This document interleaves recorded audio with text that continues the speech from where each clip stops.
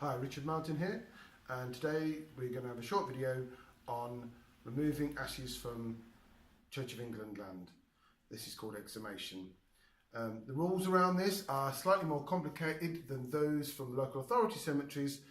In those cases, you need to apply to the Ministry of Justice. It's a big form, but relatively straightforward.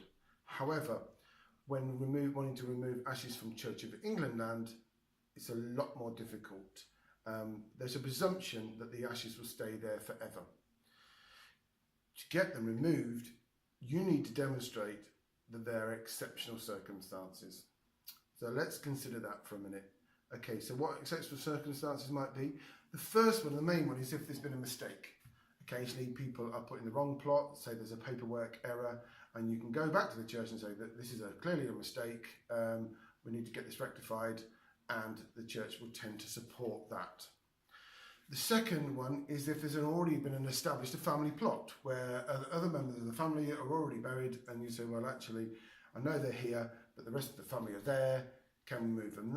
And that tends to be supported as well. Two of the main ones that people put forward that aren't supported is change of mind.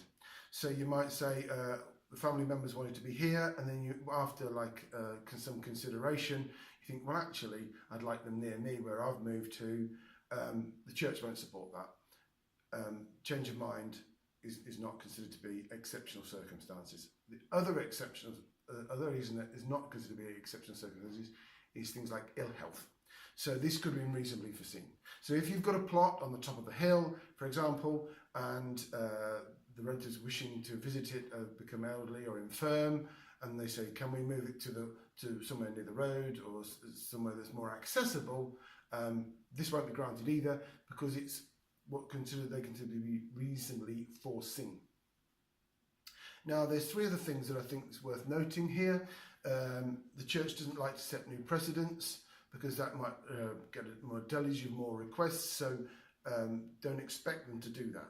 Secondly, time is a consideration. So if you've sort of come across a mistake or a problem and it's like 30 years down the line, then the church will be less likely to grant exhumation for this, as time is a factor.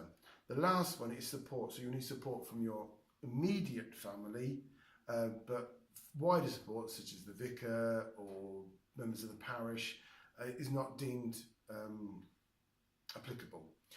So, a very, very brief summary of what you need to think about for exhumation from Church of England consecrated ground. I hope it was useful.